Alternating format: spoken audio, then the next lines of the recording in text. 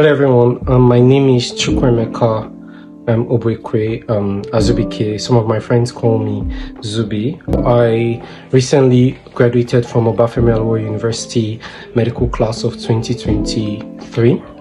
Actually 2021, but because of strikes, I'm finished in 2023. So thank you guys for having me here today. Summary of my achievements so far.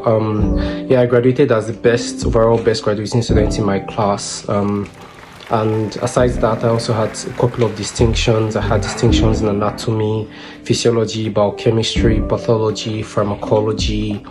Also had distinctions for the clinical classes. I had distinctions in pediatrics, obstetrics and gynecology, clinical dermatology, internal medicine, surgery, and community medicine as well.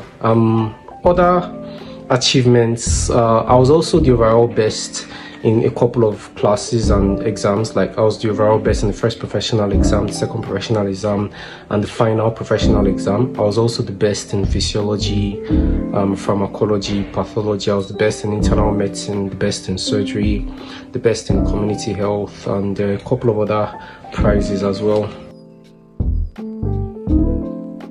Before medical school, I actually did a degree first. I studied microbiology at Covenant University before proceeding to study medicine at OAU. I did microbiology at Covenant University. It was a 4-year course. I also finished at the top of my class at Covenant University. I finished with first class honors, and I was the overall best graduating student in microbiology at Covenant as well. So how did you seek information through school? Were you always around at ward rounds, or you were always reading alone? I was always around. I ask questions when I feel the person can give answers, so to speak, or when I feel that's a question I cannot research myself, because whenever I have a question, I see it as an opportunity to learn more. And if I have a question during rounds or in class, I would usually if it's something I feel I can research on my own, I would rather just jot it down and do it later. Sometimes if it's something that I want more information on there and then, because the person seems to be an expert at what they do, then I would ask questions. I was always around. I skipped a few classes in pre-clinicals, but in clinicals it's a bad idea to skip classes, so I did not skip any classes for clinicals. In pre-clinicals I skipped a few classes when I felt my time would be better spent catching up on studying and things like that. But I would usually always ask those who went to the classes about for their notes or other things the lecturers said. I did have a study group at some point. I think I do best when I'm studying alone. But I have friends, very close friends, that we study together. They were also equally very good at what they do, and sometimes we read together and exchange ideas, discuss some things. Maybe if they have an easier way or a mnemonic for remembering something, we would share this between each other and so on. Some strategies must have made you stand out. Please, what could they be? Firstly, I think the way I approached my studies, I usually approach my studies not with the intention of passing the exam, but with the intention of being excellent at what I do. And I think that was my approach even while I was studying microbiology at Covenant, and also while I was a medical student. I always approached my studies with the mindset of I want to be the best at this. I want to really know what I'm doing here, not just to excel in the exams. So that was my goal. So essentially I had 2 academic goals. The first one was to become an excellent doctor, and the second one was to obviously do well in my exams. Also, I was never the kind of person that would just focus on just the class notes, because I always feel like if the person that taught the class notes probably found his ideas somewhere else, I might as well just try and add to that. So I would usually always study with textbooks. It's always been my strategy as well. I would read as far and wide as I can. Sometimes, but not always, go beyond the curriculum. Because I had, personal goals for myself. I also want to be very good at what I'm doing, aside just passing the exams. And I kind of always knew that I was eventually going to want to compete on an international level. So I didn't just want to restrict myself to the curriculum. So, eventually I ended up covering the curriculum and also learning other things from textbooks, materials, other sources, etc. But obviously, when it gets close to the exam period, I would usually want to narrow my focus to what's on the syllabus and, focus on the class materials, the class notes, etc. Because those are where the questions will eventually come out from. But aside that, I liked, like I said, I always had two academic goals. The first one was to become the very best at what I'm doing in terms of being a doctor and also passing the exams. So, yeah. Please, what are the differences between distractions and activities that are worthwhile, and what's your take on extracurricular activities? Yeah, so my take on extracurricular activities. So when it comes to extracurricular activities, I think during my time in medical school, I had two groups of extracurricular activities. I had academic and non-academic. Academic extracurricular activities for me were mostly limited to research. I did a couple of research-oriented activities while I was in medical school. I was a member of our journal club, and in the journal club we publish a journal every year where we work with consultants and publish a research paper. Usually one or two students are assigned to a consultant and work on some research. So I was a member of the journal club, and I joined the journal club when I was my 300 level, and I was there till my final year.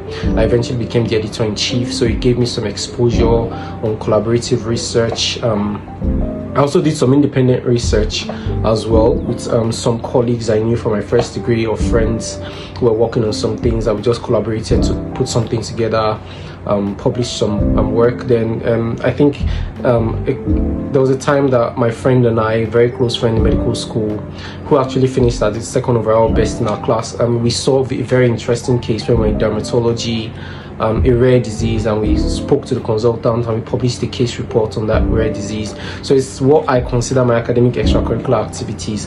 But my non-academic extracurricular activities, I love watching movies, so I would usually dedicate my Fridays or nights or weekends to watching movies. I binge watch series during those periods or during the holidays. I also enjoy hanging out with my friends a lot. We would perhaps go up the mountains, a couple of, well, they are really hills, but we call them mountains here in Ife. Go hang out, just chill, spend time with my friends. My family lives in Lagos, so I'll usually go to Lagos from time to time to be with my friends over there, to go out, we party, go to nice places, and just have fun. So I think there's a fine balance that has to be built between the rigor of medical school and pursuing extracurricular activities, because medical school can be quite tedious, and if you don't have something that you can go out to do, or something that helps you take a break from medical school, it's very easy to get what they call burnout. And I actually experienced that my 300 level. I was solely into academics, and I experienced burnout one day, and it was not a very nice experience for me. So ever since then, I made the decision to strike a fine balance and between extracurriculars, going to have fun. And when I tried it and I saw it didn't affect my grades, it didn't affect my academics in any way, so I dedicated times. And usually after every end of posting, I would go to Lagos, go be with my friends, have fun, just forget about medical school for an entire weekend, come back and so it sort of like helps me recharge in a way. So yeah, that extracurricular activities are important. There's also a question on my take between those that are worthwhile and those are not. I think that solely depends on you and the things you find interesting. So like I said, but really when it comes to extracurriculars, for me, I think there are two. They are academic and non-academic. Academic extracurricular activities for me are things I do to improve my portfolio and make myself more marketable as a doctor or a healthcare professional, and my ultimate goal is to become a clinician scientist. So those are things I do to improve my portfolio. The non-academic ones are things I generally do to take a break off medicine, and like I said, I mentioned a couple of them earlier. I would say is when it comes to setting goals, I think our goals are very unique to each and every one of us. Personally, my goals were just my primary goal was really to be the best at what I do. And when I say the best at what I do, it's not necessarily the best in exams or tests or having the highest scores. It's really being the best doctor I can be, and that was my primary focus. To be honest, I never entered posting or a class thinking about just the grades. I entered thinking about how I can really master this particular subject.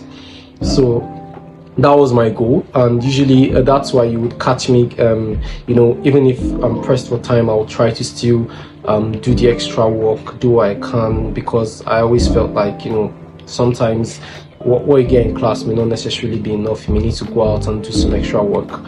So that was my primary goal, to be the best doctor I can be, and my secondary goal really was to do very well on my exams. Now sometimes you can feel like those two goals are conflicting with each other, especially when you don't have enough time and you feel like you have to study within a short period of time, and you still want to master the subject matter. So my advice would be to strike a balance. Like I said earlier, when it's close to exams, you really want to just focus on the class notes, because really most lecturers will test you within the scope of what they teach you, and very occasionally you can see some questions come up on the exams that are not within the scope of what they teach you, and those are like questions they see to distinguish those that do the extra work from those that don't, which is why sometimes and early enough it's good to do the extra work. But I think if you start studying early enough in the year or in the term, on the semester, on the posting, you could really cover a lot more, and if you dedicate enough time to it. So when it comes to time management, I think for me, during the weekdays I try to gather cramming as much studying as I can during the weekdays. So I study very early in the posting from day one, because I don't like cramming. I'm terrible at cramming, so I prefer to study early so I can read to understand and have a very good grasp of the subject matter. Time management for me, really between postings or when I have some free time, I would usually have something in my bag or my tablet that I can just read up on something, and then I study at night as well. I study almost every night, and that was how I'm able to do a lot of work into one day. On weekends, I would usually try and study for a couple of hours as well, depending on how my schedule is, or depending on if that's a time I want to take some time off. But I think time management depends on you as a person, on how you prioritize your day, on the best time you want to study. Some people do better during the day, some people do better at night. If you're someone that does better during the day, it's better to find small bits of time in between the day, between classes, between labs, between posting, or when you have a break, and just put some studying into there. If you're someone that studies at night, then it's just better to find time to come home early, sleep, have dinner, so you can wake up to study. But I think it's a very personal thing that you can do, so you can start early enough in the year so you don't get burnt out. So what's your advice to someone that wants to be the best? So my advice to someone aiming to become the best, I would say the first thing is you should always have a desire to be extraordinary. And if your primary goal is the exam, you may do well, but there's also a probability that you won't do well because you're just focused on the exam, which is a very narrow-minded way to view things and to view life, because really it's more than just the exam, and you don't want to be someone who does well on tests, or at the end of the day doesn't make a very good clinician or a very good doctor. So my advice on someone that aims to become the best is to your aim should be look beyond school, look beyond the exam.